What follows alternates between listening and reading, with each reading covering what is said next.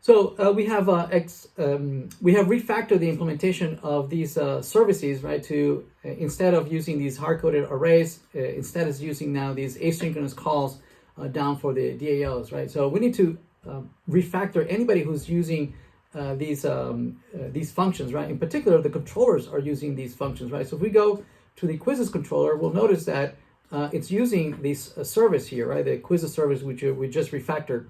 And notice that they were written in terms of a synchronous API. See that? Notice that when we are retrieving all the quizzes here, notice that it's saying response JSON. Now this function is actually waiting for this function here. The final quiz is waiting for it to return. When it returns, is that the JSON, response JSON actually sends this back to the client.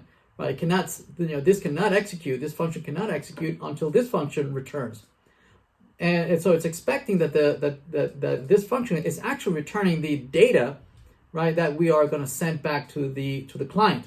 But now these functions are not synchronous, right? Instead, they're going to return immediately, right? And what they're going to return is not data. They're going to return a promise instead, right? So we need to rewrite this in terms of the promises that are being sent over from the DAO. So what we're going to do here is that we're going to take this function right here. We're going to remove it from here, right? And instead, we're going to put it right before the response JSON. See that? And we know that this function is not returning data. Instead, it's returning a promise.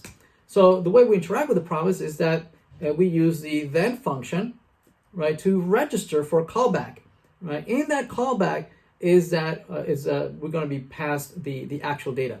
Right. In our case, we're expecting to have all the quizzes. So hopefully the data comes back and says, well, these are all the quizzes. Right. And then in the function, right, we can then do whatever we want with that data. In particular, what we want to do is return that data to the client using the response. So let's bring that here. There it is, right? And what we'll do is that all the quizzes is what we pass down to the response. See that, right? And so let's close it with this and close that, right? So now we have rewritten this and refactored this so that it's asynchronous now. We can do the same thing with the other operation here. This is no longer, right, a synchronous call. So we're going to move this out of here, right? We're going to paste it right there. Right, this is going to be an asynchronous call that returns a promise. So here we are going to handle that promise with a then and register for the callback. So this is presumably the single quiz that we are retrieving by ID, right? And then we can rewrite this to handle it as an asynchronous call. Okay. All right. So let's see if this actually works. Let's start the server. So we started the server. Let's try and access data from these quizzes and this quiz ID. So let's head over to our favorite browser. Now let's try and hit that server. I think it's 3000. I'm going to say, I believe the URL map is API quizzes. So let's do API quizzes.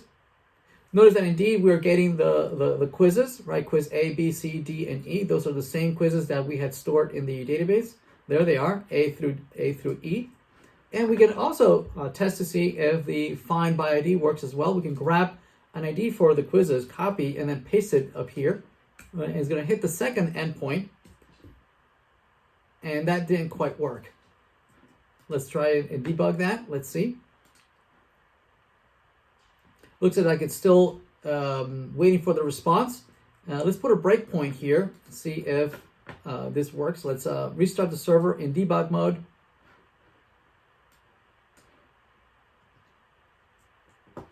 And let's refresh that query. Okay, so we are hitting the endpoint. Very good. Let's step into the find quiz by ID. Step in. So we are here, and find quiz by ID. We are receiving the quiz ID. Notice that it has a value, and we're passing it down to find quiz by ID. The value is there. Very good. Let's step in. So we are here. We have the ID, and we have the quiz model.find by ID, and we're passing the quiz ID, and that should have worked. This eventually is going to come back to the controller, and is then here. Let's put a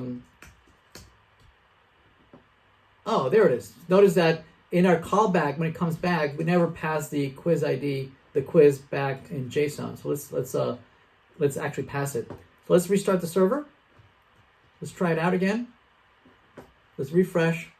There we have it. Right. So we do have the data coming back from the server. Let's try just another quiz just to make sure. Let's try this one over here. This should be quiz ID D.